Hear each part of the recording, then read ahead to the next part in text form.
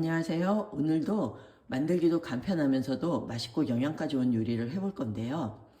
요즘 항산화 작용하고 뼈 건강 그리고 또 혈관 건강에 정말 관심이 많으시잖아요. 모두 좋은 효능을 나타내는 가지와 깻잎이 오늘의 주인공인데요. 가지하고 깻잎은 호불호가 좀 있는 야채인데요. 특히 가지 같은 경우는 식감이 물컹해서 별로다라는 분들이 좀 많이 계세요. 근데 오늘 요리는 그 물컹함을 좀 쫀쫀함으로 좀 바꿀 수 있는 그런 요리법이고요. 깻잎 역시 좀 향이 좀 너무 강하다 이러시는 분들은 가지와 같이 볶아주기 때문에 그 강한 향이 매력적인 아주 향긋함으로 다가오는 그런 야채로 변신을 하거든요. 만들기도 간단하니까 한번 만들어 보셔도 좋으실 것 같아요. 그럼 한번 만들어 볼게요. 이 가지는 끝에를 좀 잘라주고요. 그리고 반으로 갈라줘요.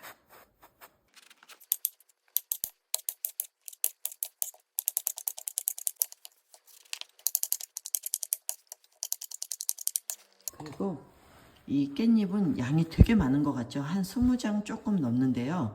한 20장에서 30장 그 정도 넣어주셔도 좋으실 것 같아요.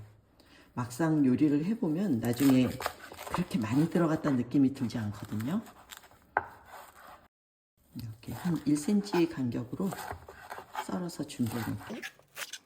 이 꽁지도 같이 드셔도 좋으세요. 그리고 청양고추 2개도 넣어줄게요.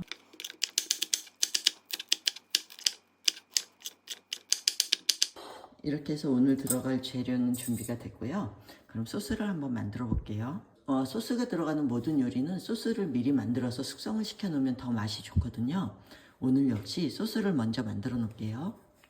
하나, 양조간장 2, 물도 하나, 2.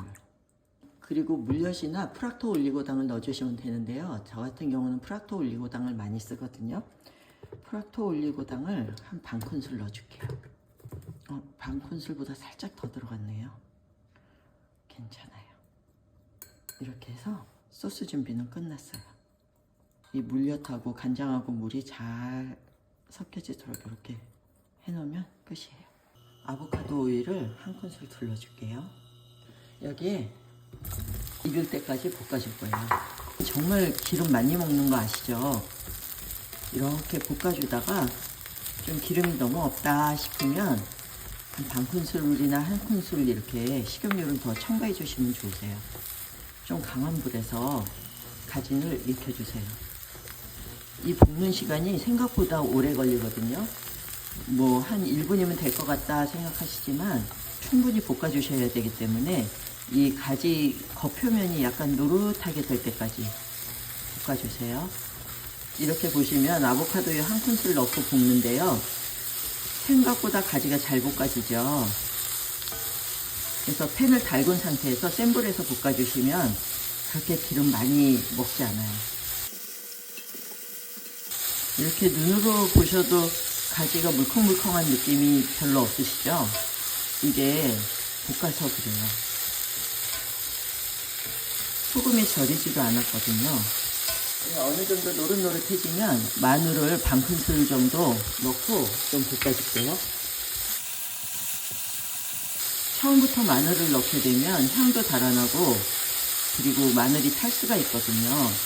그래서 가지가 어느 정도 익었다 생각할 때 넣고 이 마늘향을 살짝 올려주세요. 어느 정도 볶아졌죠? 양념장을 넣고 맛이 스며들 정도 한 30초에서 1분 그 사이 볶아줄게요. 이게 약간 짭짤해서 밥반찬으로 좋은데요. 나는 좀 싱겁게 먹고 싶어 그러신 경우는 양조간장을 살짝 줄여주세요. 어느 정도 좀 자작해지면 청양고추 넣어줄게요. 그리고 이렇게 섞어줄게요. 이 청양고추의 매콤함이 스며들 수 있게 섞어주세요. 이렇게 보면은 이제 질이 생겼죠? 그러면 깻잎을 넣고, 깻잎 넣고 나서는 정말 깻잎이 숨이 죽을 정도만 볶아주세요. 깻잎이 이게 많은 듯해도 막상 먹어보면 깻잎을 좀 더 넣을까? 하는 그런 생각 드실 거예요. 이제 불을 꺼줄게요.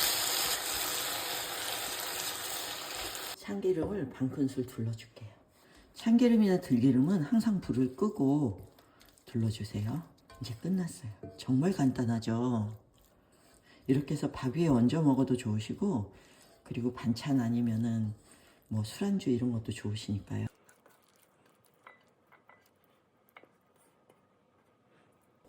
해소금이 빠지면 또 아쉽죠. 이 요리는 덮밥으로 드셔도 좋고 반찬으로 드셔도 좋고, 그리고 간을 약하게 해서 그냥 샐러드처럼 따뜻하게 해서 드셔도 좋으시니까요. 한번 만들어 보셔도 좋으실 것 같아요. 시청해 주셔서 감사합니다.